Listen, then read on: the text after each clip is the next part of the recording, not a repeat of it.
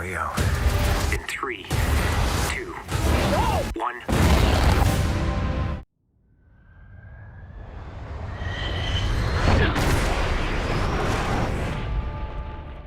I think Top Gun Maverick should have won the Oscar. What do we have here? God, here I thought we were special. Fellas, this here's Bagman. Hangman. Whatever. What the hell kind of mission is this?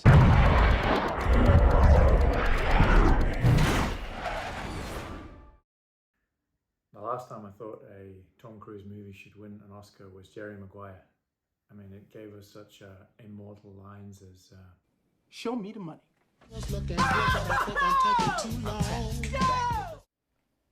You complete me. And You had me at hello. You had me at hello. which have been referred to and parodied in so many movies afterwards.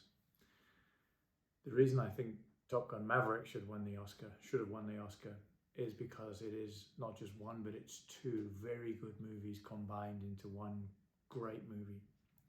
So part one of that, the first movie, if you like, is a great action adventure thriller movie with powerful relationships. Everyone here is the best there is. Who the hell are they gonna get to teach us? We start off with Maverick, Pete Mitchell, Tom Cruise's character. He's the only one, and he will do whatever is required no matter what. You are here at the request of Admiral Kazansky, a.k.a. Iceman. He seems to think that you have something left to offer the Navy. What that is, I can't imagine.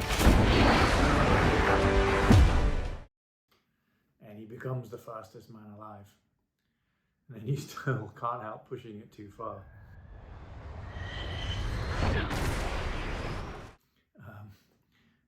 And ends up basically destroying the aircraft.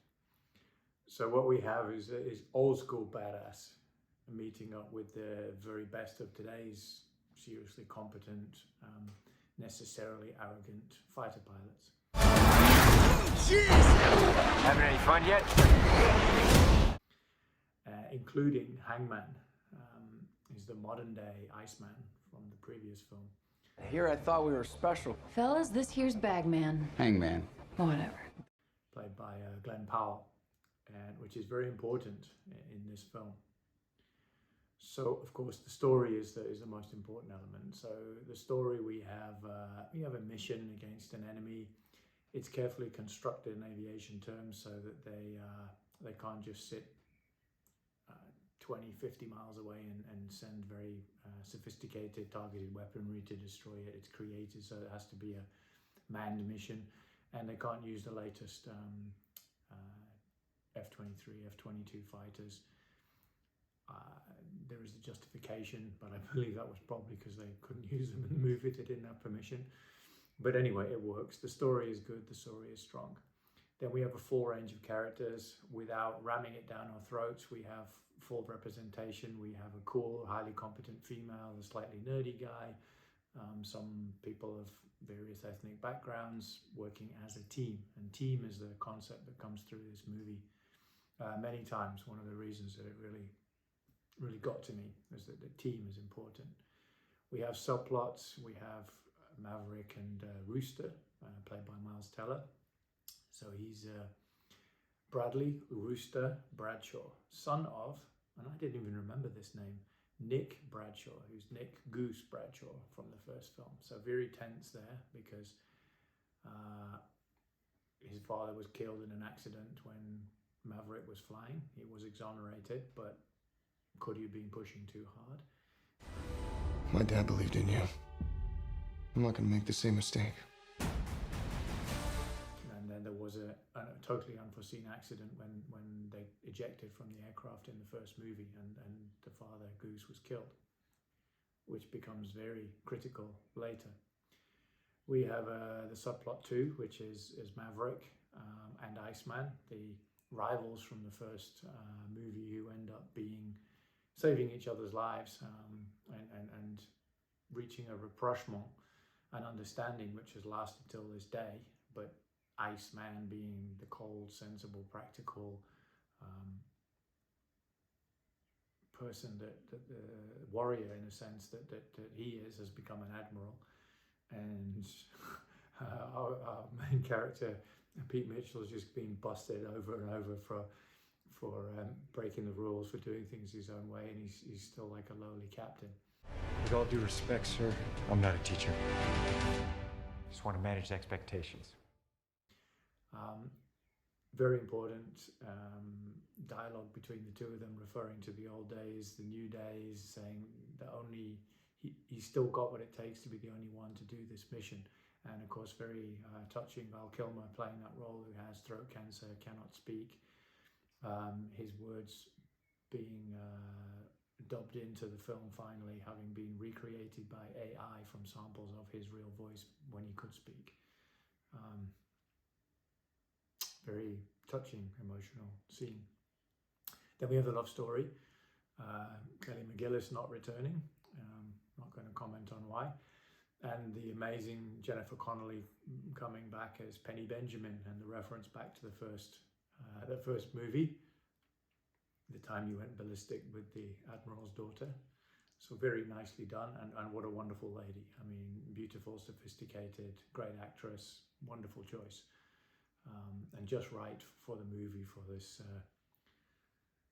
grizzled, almost old-timer pilot who needs to calm down. He needs to learn, needs to learn to be happy, other than when he's doing Mach 2 with his hair on fire.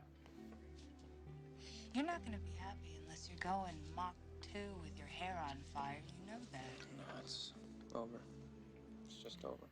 So we have a leader who leads, who takes the chances necessary again for his team, even when the mission is going to be shut down both times, for the high-speed flight at the beginning, and that foreshadows us that he's not going to be shut down from this mission.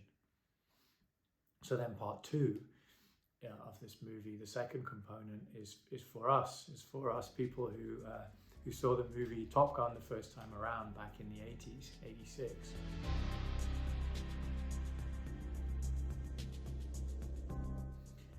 And very, very difficult for them to do this, and I think that's my area of most respect for the filmmakers, what they did to blend it very carefully with the old movie, with not too much that it alienates people watching it for the first time, but so many lovely Easter eggs for us.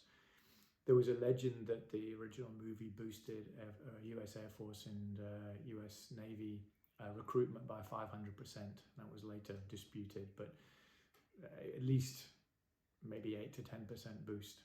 And after this movie, I was always interested in aviation, and I was the only one of the 6 of us who agreed after watching this movie we'd go to the Royal Air Force recruitment station the next day. I was the only one there, but we were all like, yes, we're going to do this. We were all so moved by that original movie.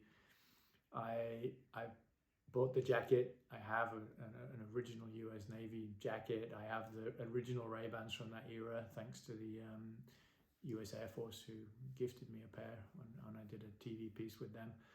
When I could afford it, I bought the Kawasaki Ninja motorcycle. I never got the 900 that Tom Cruise was riding in the first one, but I did get the 600. It's part of our life. I was one of the clowns who was in the nightclub singing "You Never Close Your Eyes" anymore when I kiss your lips. There's no tenderness like before in your fingertips. You're trying hard not to show it, baby. But baby, believe me, I know that you lost that love and feeling. Whoa, We did all those things. It was an icon. I mean, he gave us so many lines. I feel the need for speed. Ow!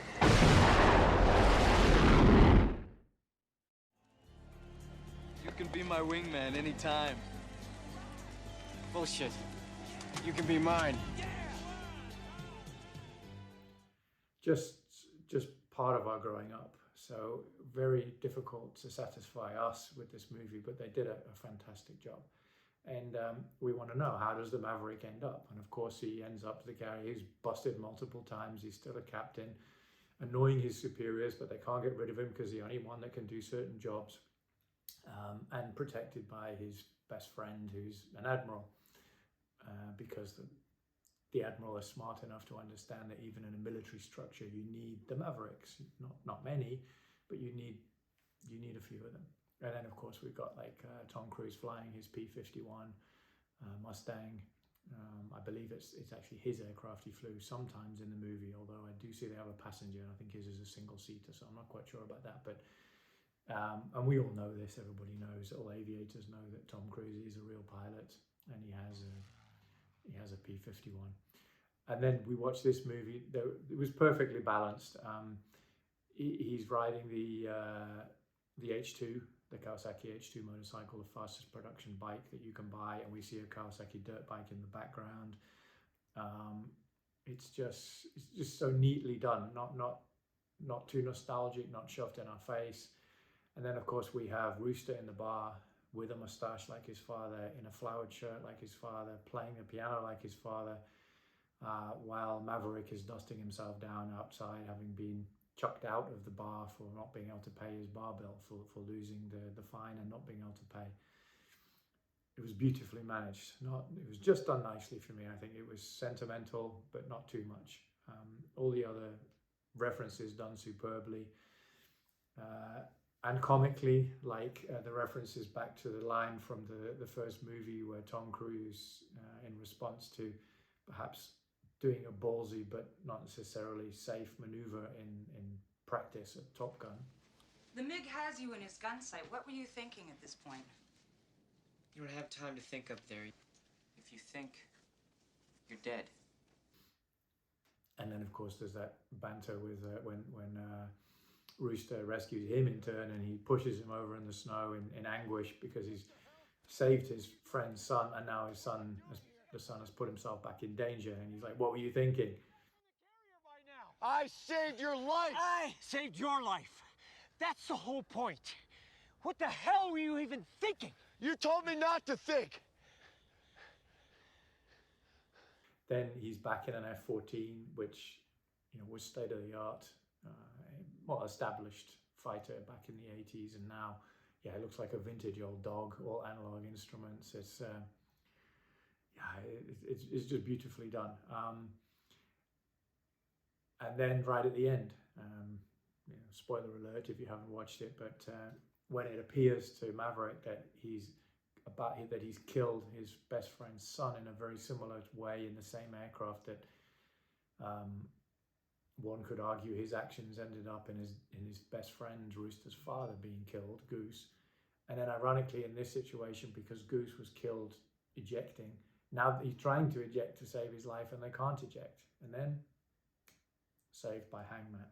And this, I think, is also showing that you need the Iceman that he's now representing. Mitchell, I'm sorry about Goose. Everybody liked him. You need the guy who is not is disappointed, but is so professional when he's not chosen for the A team by Maverick. He's still there. He still does what's necessary, and he saves their ass, and crows about it in an amusing way. Just fantastic. Then the music, of course, from the Top Gun soundtrack, the original one, is just full of classics. Danger Zone, the Top Gun theme, You Never Close Your Eyes, all those amazing songs all the way through. And of course the romantic songs, and in this case it's Lady Gaga, and nominated for an Oscar for this song. Now Top Gun did win the Oscar for Best Sound, although I think there was some dispute and there's still some argument about that. So just, it was two fantastic movies put into one, satisfied a whole range of people. It was a feel-good story. It was about leadership. It was about integration. It was about team, self-sacrifice, heroism. Should have won the Oscar. Just one final point is that I read that there was a suggestion that the movie is actually a death dream, by which they mean that Maverick was killed in the very first mission flying above Mach 10. And as he's dying, as the aircraft is breaking up, the rest of the movie is his death dream of what he should have done, could have done, would have done with his life. And that's what and so that's actually quite depressing. If it's what he did do, and then he went on to fly at Mach 10, you're like, well done, you had this great life, Penny Benjamin, etc. Rebonded with your best friend's son, and then you died. But again, it was from being stupid and pushing too far. But hey, you went out doing what you loved at the top. So that one, that one is kind of like sort of satisfying. But the idea that he dies at the beginning and the whole thing is a dream of what he could or should have done, it's brilliant. It's an excellent observation, but I can't accept that one because this is too important to me. Fantastic film. It's got to go into the archives alongside the predecessor. Well done all. Having any fun yet?